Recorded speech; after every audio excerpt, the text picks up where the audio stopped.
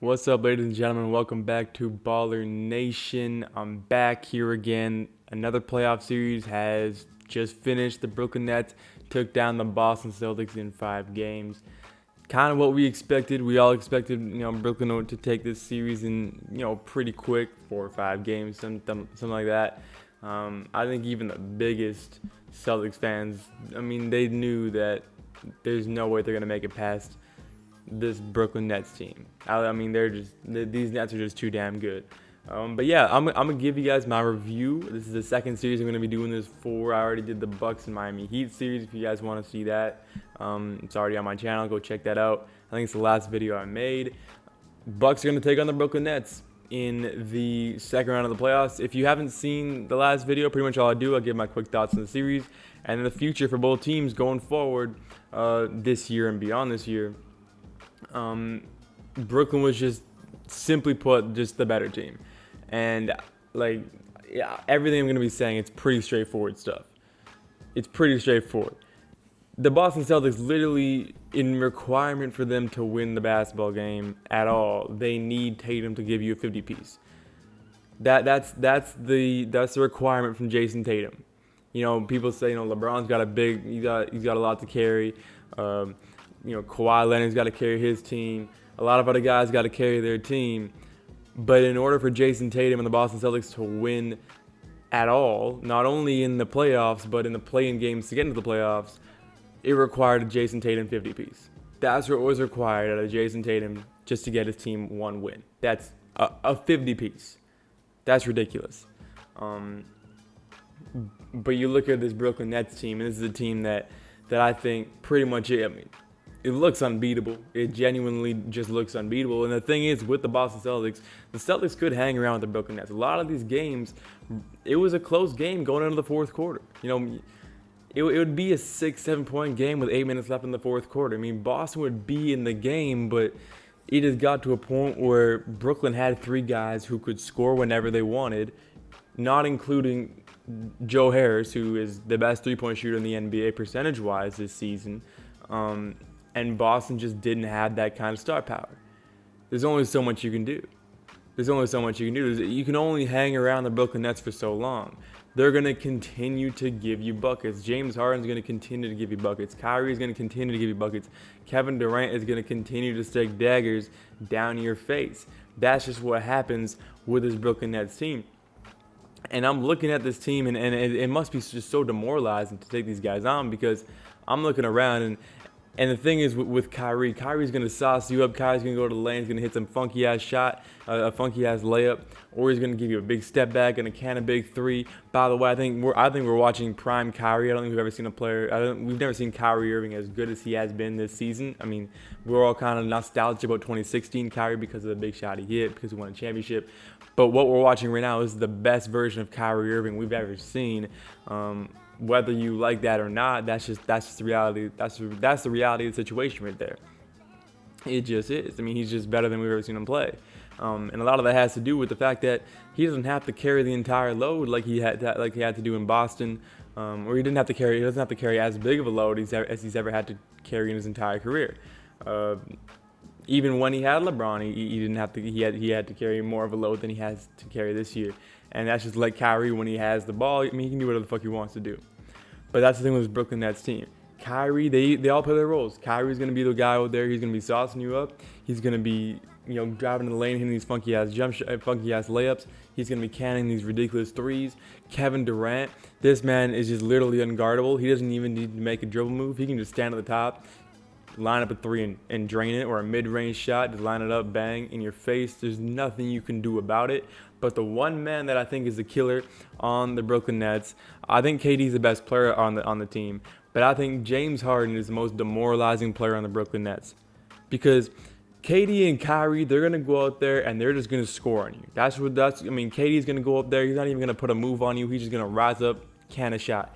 Kyrie, he'll hit you with a quick dribble move, drop to the lane, and hit a funky ass layup.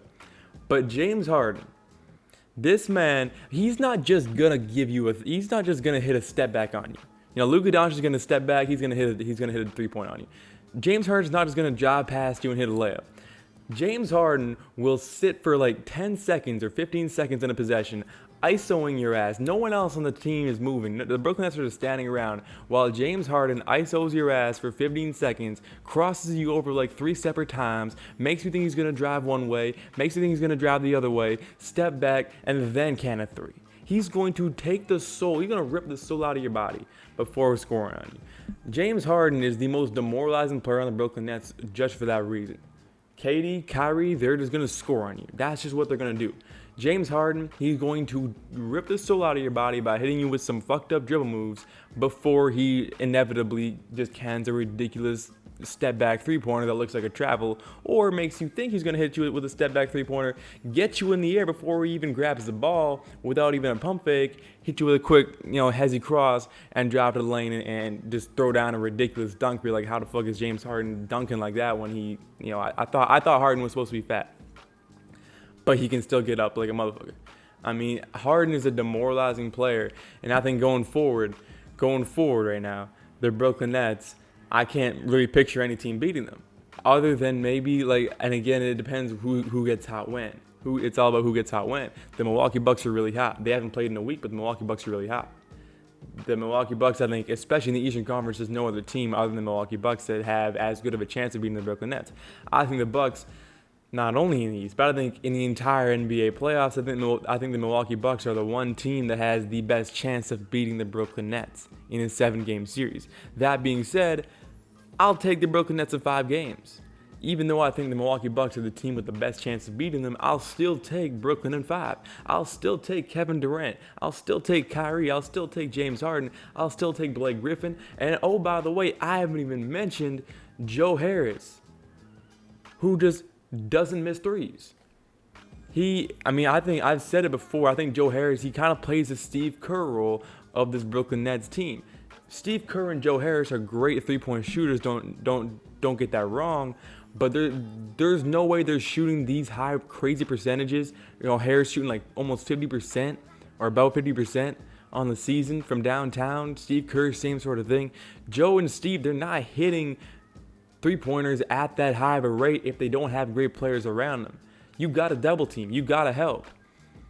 If James Harden's not burning his defender every single possession and drawing 3 different defenders on him to leave Joe Harris wide the fuck open in the corner, Harris isn't going to get these wide, because Harris, he can hit a contested shot, but a lot of his shots are wide open.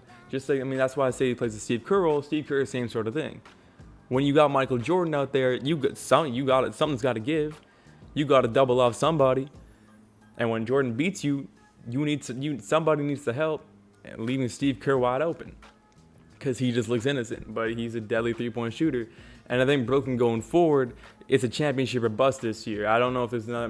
Maybe Clippers are championship or bust this year. Lakers, I don't think. You could say Lakers are championship or bust. I think Lakers will be around next year, but there's not a lot of teams this year that are championship or bust. I think the Clippers are one of them, and I think the Brooklyn Nets are another team that, if you don't win a championship this year, this was a failure. It just was. And I think going forward, I can't really picture anybody beating the Brooklyn Nets. Now, you might just clip what I just said there in a few weeks from now after Giannis Antetokounmpo just finished averaging 45 and 20 on the Brooklyn Nets over a 6-game series or some shit like that. But I think, Milwaukee, if the Bucks can't beat the Brooklyn Nets, there's no way in shit that the 76ers can beat the Brooklyn Nets, especially given Joel Embiid's, his health and his injury. Shit, we might even see the Atlanta Hawks in the Eastern Conference Finals trying to take on the Brooklyn Nets. And that would just be embarrassing. I wouldn't want to see Trae Young get done like that. I don't want to see Trae Young in the Eastern Conference Finals, because I'm sitting here right now and I'm looking at the Eastern Conference, especially if Joel Embiid stays hurt. If Philadelphia gets past the Wizards, but I think they will, they don't really need Embiid to do that. But I don't know if Philadelphia can get past Atlanta without Joel Embiid. And shit, if we're in a situation where the Brooklyn Nets are taking on the Atlanta Hawks, GG. I'm not going to watch that series because I don't want to see Trae Young get done like that. I don't want to see Trae Young get bent over like that. That just feels wrong to me. It just does. It's just not going to be pretty. Now with the Boston Celtics going forward for Boston, just earlier today as I'm recording this, Danny Ainge has retired and Brad Stevens is taking the reins as the president of the Boston Celtics. And I just want, the irony of Danny Ainge leaving now is pretty funny because a few years ago, I think back in 2012, 2013, Danny Ainge was praised for finessing the Brooklyn Nets in 2013 when he managed to trade, I think it was Paul Pierce, Jason Terry, Kevin Garnett for 3 first-round picks. Danny Ainge was praised. Yo, this man can finesse anybody. And now he's just retired after getting gentlemen swept out of the first round by that very same organization. I mean, there's not a lot he could do about it. Not a lot anybody could do about it. I think Boston going forward, though, Tatum's the guy. Jason Tatum, he is a superstar in his league. I think I don't want to say he's in the same tier as guys like Damian Lillard. You know what I mean? I don't want to call him in the same tier as a guy like Joel Embiid, but shit, he might just be, and it feels weird to say that, but Tatum is in that tier. Jason Tatum is in that superstar tier. If not, he's knocking on the door right now. Because I'm watching the Celtics, and bro, Tatum's the only man out there who I'm like, this man's a problem. This man is a genuine problem. Jaylen Brown. I think if Brown were to play, obviously if Boston was healthy, they could be a top 4 seed in the Eastern Conference, I think. Top 5, top 4 seed in the Eastern Conference. And they wouldn't have had to go up against the Brooklyn Nets in the first round. But the Celtics weren't healthy. That's just part of basketball. All right, you can complain all you want that Jaylen Brown wasn't there. You can complain all you want that other guys, Kemba Walker, all these guys, great players in Boston. I'm not taking anything away from y'all. If y'all were 100% healthy, if y'all were healthy all year, y'all would probably be, a 4 seed in the East, and wouldn't have to go up against Brooklyn in the first round. But you weren't healthy. You weren't. That's part of the game. Jaylen Brown's a great player. Kemba's a great player, but you didn't have him. That's just how the bullshit goes. That's just what happens. I'm sure Houston Rockets, they really wish Chris Paul was healthy for Game 6 and 7 in 2018. The Warriors, they wish that KD was healthy in the finals in 2019. The Cavaliers have always wished Kyrie and Kevin Love were healthy in 2015. Injuries happen. Celtics, y'all got beat. And going forward for you guys, I wouldn't say you guys are a clear contender next year, which is kind of weird because a few years ago, it's weird for Boston because I'd say Boston was more of a contender 3 years ago than they are going into next year, even though the core is the same players, just older and more experienced, and so therefore they should be better. But I think if you take this team against the 2017 team or against the 2018 team, 2018 will probably win, which is weird as fuck because it's a lot of the same players, just the younger versions of them. But it's guys like Al Horford who made those teams great. But yeah, going forward, pretty much to sum it up, Brooklyn is championship or bust, and Boston, going into next year, I don't think the Boston Celtics are a championship contender, even if they are healthy. And even if they do have a guy like Jason Tatum, who I think is a superstar in his league, I'd probably put Tatum in the same tier as Dame Lillard, as Joel Embiid. He's up there. He's knocking on top 10. But that's it. That's it for the review. That's what I got from this series, Boston versus Brooklyn Nets. Let me know your thoughts. I appreciate you. If you're still watching this, I appreciate you watching this at all. Yeah, peace out.